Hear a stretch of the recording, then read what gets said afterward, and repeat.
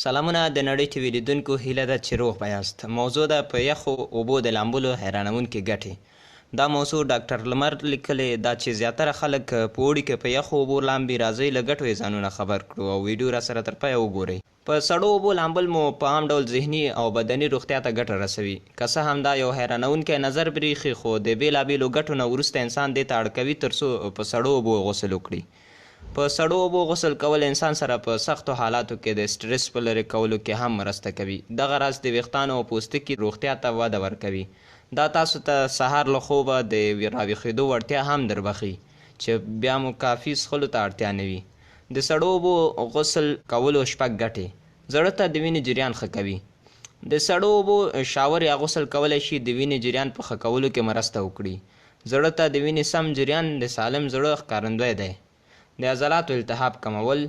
زیاتره خلک له سخت تمرین نه وروسته یا د تودوخې پیډونه کاروي یا ګرمو تیلو سره مساج کوي، مګر د سړو اوبو حمام کولی شي په سوزش او التهاب کمولو کې مرسته وکړي. ډیر مسلکي لوبغاړي د همدې دلیل لپاره په سړو اوبو غسل کوي. په هر صورت هغه څوک چې ورزش وکړي او یا د کور کارونه ترسره کړي کولی شي په سړو اوبو غسل وکړي او عضلات پیاوړي وساتي. د خوښۍ احساس. که څه هم په سړو اوبو حمام د اضطراب درملنه نه ده، خو ممکنه د لنډ وخت لپاره یې نښې کمې شي. په 2007 میلادي کال کې یوې ترسره شوې څېړنې په ډاګه کړې چې په سړو اوبو لامبل مو کولی شي خفګان یو څه راکم او مزاج مو خوښ کړي. وزن کمول. لکه څرنګه چې په سړو اوبو حمام کول د وینې جریان په ښه کولو کې مرسته کوي، دغه راز کولی شي میټابولیزم ته هم وده ورکړي او د میټابولیزم سمون په وزن کمولو کې بشپړ مرسته کوي. ویښتان او پوستکی ښه کوي. سړې اوبه د بدن سوري تنګوي او پوستکي سختوي.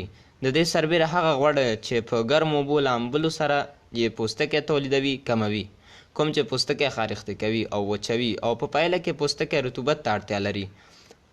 خو بالعکس په سړو اوبو حمام د ویښتانو بیخونو ته وده ورکوي چې په مرسته یې ډیر متحرک کیږي. د درد او پړسوب کمول. کله چې خنګرې، سنګل یا بل هډوکی دردمن شي، ډاکټران معمولا په هغه ځای د واورې کیښودو توصیه کوي، ځکه چې دا په درد کمولو کې مهم رول لري. په حقیقت کې په سړو اوبو شاور اخیستل هم ورته تاثیر لري، ځکه چې یخ او ساړه د وینې رګونو په تنګولو کې مرسته کوي او التهاب کموي، کوم چې د درد او پړسوب لامل کیږي.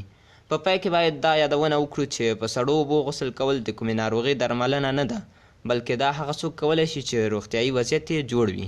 د نورو ویډیوګانو لپاره دا چینل در سره سبسکرایب کړئ. که کومه غوښتنه او انتقاد او پیشنهاد لرئ په کومنټ کې راته پرېږدئ او که ویډیو مو خوښه شوي ویډیو ځان سره خوښ کړئ.